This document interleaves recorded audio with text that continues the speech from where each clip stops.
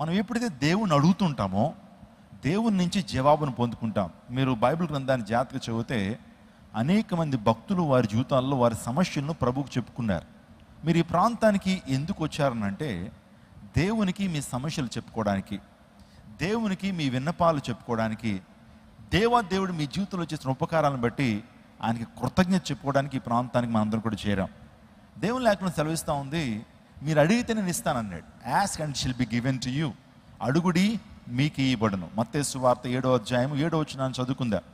మత్తయి సువార్త 7వ అధ్యాయము 7వ వచనాన్ని మనం చదువుకుందా. అడుగుడి మీకు ఇయ్యబడును, అడుగుడి మీకు ఇయ్యబడును, వెదకుడి మీకు దొరుకును, వెదకుడి మీకు దొరుకును, తట్టుడి మీకు తీయబడును, తట్టుడి మీకు తీయబడును. అడుగు ప్రతివాడు. చాలండి, ఒక్క మాటను ఈరోజు మనం ధ్యానం చేద్దాం. Ask and it shall be given to you.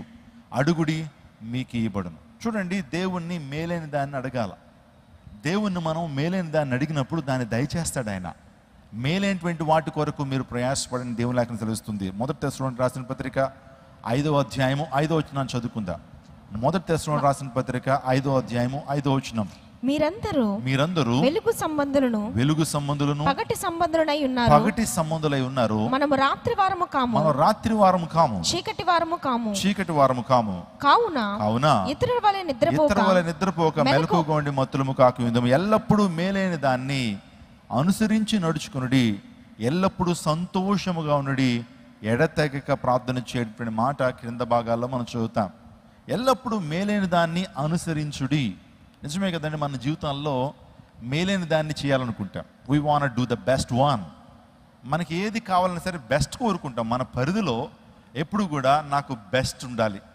పిల్లల్ని స్కూల్లో జాయిన్ చేసేటప్పుడు మనం అన్నీ కూడా నలుగురిని అడుగుతాం బెస్ట్ స్కూల్, మన యొక్క ఆర్థిక స్తోమతను బట్టి ఉన్నంతలో చక్కటి ఆ మేలైన దాన్ని మనం ఎంపిక చేసుకుంటాం. అది ఏదన్నా కావచ్చు.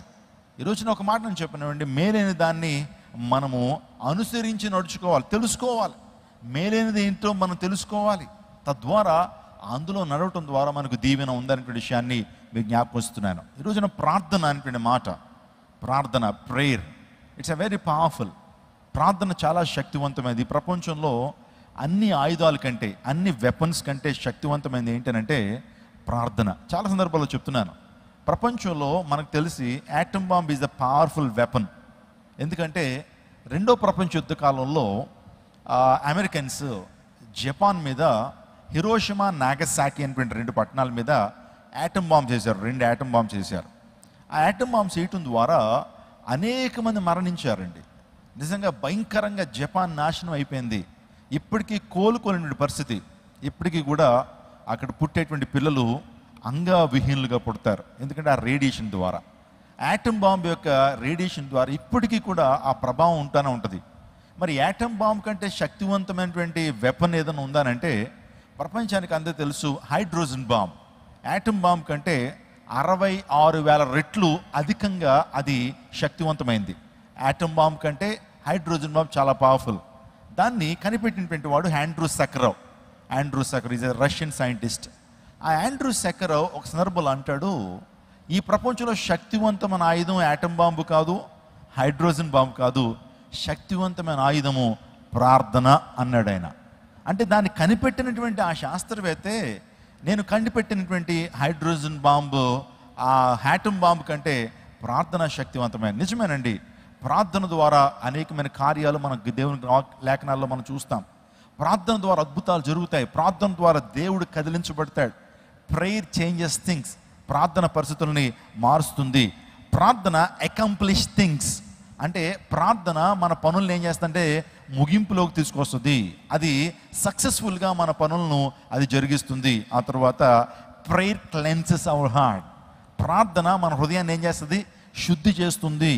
Prayer is a soul for revival. ప్రార్థన అనేటువంటిది గొప్ప రివైవల్ని తీసుకొస్తుంది. మనం చాలా సందర్భాల్లో ప్రేయర్ చేంజెస్ థింగ్స్ అనేటువంటి కొటేషన్ మనం వింటున్నాం.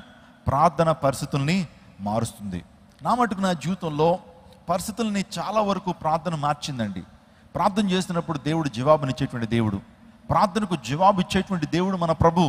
ప్రార్థన ఆలకించేవాడా సర్వ శరీరులు నీ యొద్దకు వచ్చేదరు. దేవుని సందుకు వచ్చి నువ్వు అడిగినప్పుడు ఆయన చిత్తానుసారంగా నువ్వు ఏదైతే అడుగుతుంటావో దేవుడు దాన్ని ఖచ్చితంగా దయచేస్తాడు. మనం పరిశుద్ధ గ్రంథ లేఖనాల్లో నిజంగా అసహజమైన పరిస్థితుల నుంచి కొంతమంది ప్రార్థన చేశారు. అక్కడి నుంచి ఎవరో ప్రార్థన చేయాలంటే ఆలోచన కూడా రాదు, కానీ భక్తులు ఆ విధంగా ప్రార్థన చేయడం ద్వారా దేవుడు జవాబునిచ్చాడు. చూడండి, యోనా చేప కడుపులోంచి దేవునికి ప్రార్థన చేశాడు. ఏమండి, ఆ ఫిష్ బెల్లీలోంచి పరిస్థితి మనం చూస్తే కనుక, మనం ఇంటికి తెచ్చుకున్న చేపను కనీసం దాన్ని కడుగుతున్నప్పుడే చాలా స్మెల్ వస్తుంది. ఆ పై శరీరమే చాలా స్మెల్ వస్తూ ఉన్నప్పుడు లోపల ఆ కడుపులో ఇంకెంత స్మెల్ వస్తుంది, ఇంకెంత విచిత్రమైనటువంటి పరిస్థితులు ఉంటాయి. అక్కడి నుంచి కూడా యోనా ప్రార్థన చేసినప్పుడు దేవుడు విన్నాడా వినలేదా? నువ్వు చేప కడుపులోంచి ప్రార్థన చేస్తున్నావు, భూమి మీద నుంచి కాదు, నేను విన్నాడా? అసహజమైన పరిస్థితుల్లోంచి ప్రార్థన చేసినప్పుడు దేవుడు జవాబునిచ్చి యోనాను, వాస్తవానికి యోనాను దేవాదేవుడు ఎక్కడికి వెళ్ళమన్నాడు? నినివేకి వెళ్ళమన్నాడు. తర్షీష్కి పారిపోతున్నాడు. ఆ సందర్భంలో యోనా చేప గర్భంలో చేసిన ప్రార్థన దేవుడు విని ఆ వ్యక్తికి నిజంగా గొప్ప రక్షణ ఇచ్చినట్లుగా, నిజంగా ఆ వ్యక్తిని ప్రత్యేకమైనటువంటి రీతిలో తప్పించినట్లుగా దేవుని లేఖనం యోనా గ్రంథం 2:1 మనం చూస్తుంటాం. రెండో మాట చెప్తున్నాను, సిలువలో దొంగండి ఆ చివరి టైంలో ఇంకొక 5-10 నిమిషాల్లో చనిపోయేటువంటి ఆ పరిస్థితుల్లో సిలువలో దొంగ ప్రభువుకు ప్రార్థించాడు. ఏమని ప్రార్థన చేశాడు? ఏమని ప్రార్థన చేశాడు చెప్పండి? ఏమని ప్రార్థన చేశాడు సిలువలో దొంగ? ప్రభువా, నీ రాజ్యానికి వెళ్తున్నప్పుడు నన్ను జ్ఞాపకం చేసుకుంటావు. Could you please remember me when you go to your Paradise. ప్రభువా, నువ్వు నీ రాజ్యానికి వెళ్తున్నప్పుడు నన్ను జ్ఞాపకం చేసుకుంటావయ్యా అనగానే ఆన్సరు 2 రోజులు పట్టిందా? ఆన్సరు 1 వారం రోజులు పట్టిందా? పోనీ 2-3 గంటలు పట్టిందా? దేవుడు ఇమీడియట్గా ఆన్సర్ చేశాడు. నేడు నీవు నాతో కూడా పరదేశంలో ఉంటావు. నేడు నీవు నాతో కూడా పరదేశంలో ఉంటావు. You will be with me in paradise నా. ఇప్పుడే నువ్వు నాతో పరదేశంలో ఉంటావు అని ఇమీడియట్గా దేవుడు ఆన్సర్ చేశాడు. ఒక మాట నేను చెప్తున్నాను, మనము ప్రార్థించినప్పుడు దేవుడు 3 ఆన్సర్స్ ఇస్తాడండి. అంటే 3 ఆన్సర్స్ మనం పొందుకుంటాం. ఒకటి, మనం ప్రార్థన చేసినప్పుడు దేవుడు ఎస్ అంటాడు. లేకపోతే మనం ప్రార్థన చేసినప్పుడు దేవుడు నో అంటాడు. మూడోదిగా మనం ప్రార్థన చేసినప్పుడు దేవుడు వెయిట్ అంటాడు. గుర్తుపెట్టుకోండి, ఈ 3 ఆన్సర్స్ ప్రభు నుంచి వస్తాయి. కొన్ని సందర్భాల్లో ఈ ప్రార్థనకు ఆన్సర్ త్వరగా వస్తుంది, ఎస్ అంటాడు. కొన్ని ప్రార్థనలకు దేవుడు నో అంటాడు. ఇంకా కొన్ని ప్రార్థనలకు దేవుడు వెయిట్ కొద్ది సమయం వెయిట్ చేయి. ఆలోచన చేయండి, నా కుమార్తె నా దగ్గరకు వచ్చి వాస్తవానికి ఐస్ క్రీమ్ అడిగింది. నేను ఇవ్వటానికి నాకు సామర్థ్యం ఉంటుందా ఉండదా? ఖచ్చితంగా ఉంటుంది. కానీ కొన్ని సమయాల్లో ఐస్ క్రీమ్ తనకి ఇవ్వను నేను. ఎందుకంటే నా కుమార్తె జలుబుతో బాధపడుతున్నా, జ్వరంతో బాధపడుతున్నా, దగ్గుతో బాధపడుతున్నా, తండ్రిగా నేను ఐస్ క్రీమ్ని తనకి ఇవ్వను. అర్థమవుతుందా? కుసర్బల్లో దేవాదేవుడు నో అంటాడు. ఎందుకు తెలుసా? నీనా పరిస్థితులను బట్టి, నీనా ప్రయోజనాలు బట్టి, నీవు నేను ఆధ్యాత్మిక ఎదగటం నిమిత్తము నో అంటాడు. అందరికీ శుభవార్త. ప్రతి ఆదివారం 10,000 మంది ఒక చోట చేరి దేవుణ్ణి ఆరాధిస్తున్న జీవం గల దేవుని సంఘం. స్వస్థత, విడుదల, అభిషేకం పొందాలనుకుంటున్నారా? దురాత్మ శక్తుల నుంచి విడుదల కావాలా? ఆర్థిక ఇబ్బందుల నుంచి విడుదల కావాలా? సంతానలేమితో బాధపడుతున్నారా? కుటుంబ సంక్షేమం కొరకు ప్రత్యేక ప్రార్థనలు కోరుకుంటున్నారా? శాంతి లేక ఆత్మహత్య చేసుకోవాలనుకుంటున్నారా?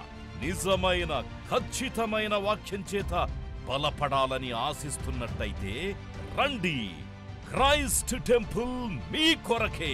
ప్రతి ఆదివారం 4 ఆరాధనలు జరుగుతున్నాయి. మొదటి ఆరాధన ఉదయం 6 గంటలకు, రెండవ ఆరాధన ఉదయం 8 గంటలకు, మూడవ ఆరాధన ఉదయం 10 గంటలకు, 4వ ఆరాధన సాయంత్రం 6:30 జరుగును. స్థలం Christ temple, Mary Stella indoor stadium, Pantakaluva road, NTR circle, Vijayawada. ముఖ్య ప్రసంగికులు ప్రపంచ వ్యాప్తంగా వాక్యమునందించి కోట్లాది మందికి దీవెనకరముగా ఉన్న మన దైవజనులు రెవరెండ్ డాక్టర్ పాల్ ఇమాన్యుయల్ గారు మరియు నిస్సీ పాల్ గారు శక్తివంతమైన సందేశాలను అందించి ప్రతి ఒక్కరి కొరకు ప్రత్యేక ప్రార్థనలు చేయుదురు. హృదయాలను హత్తుకునే అద్భుతమైన స్తుతి ఆరాధన సాక్ష్యాలు, ప్రతి విశ్వాసిపై ప్రత్యేక శ్రద్ధ, గృహ దర్శనాలు, ఇంకా మరెన్నో. ప్రతి ఆరాధనలో 1000 మంది ప్రజలు పాల్గొంటూ ఆత్మీయముగా బలపడుచున్నారు. పాటలు, ఆరాధన, వర్తమానముల ద్వారా దేవుని ఆత్మీయ కార్యములు అనేకులు పొందుకుంటున్నారు. విజయవాడ చుట్టుపక్కల ప్రాంతాల నుంచే కాక వందల కిలోమీటర్ల దూరం నుంచి ప్రజలు వచ్చి ఆత్మీయ మేలులు పొందుచున్నారు. ప్రతి ఆదివారం హోలీ కమ్యూనియన్ సర్వీస్. దూర ప్రాంతము నుండి వచ్చు వారికి ప్రేమ విందు కలదు. కుటుంబాలతో రండి. దేవుడిచ్చే గొప్ప రక్షణ, స్వస్థత, అభిషేకాన్ని పొందుకొనండి. రండి, మీ దుఃఖము నాట్యముగా మార్చబడును. మరిన్ని వివరాలకు సంప్రదించండి 88 6276 777.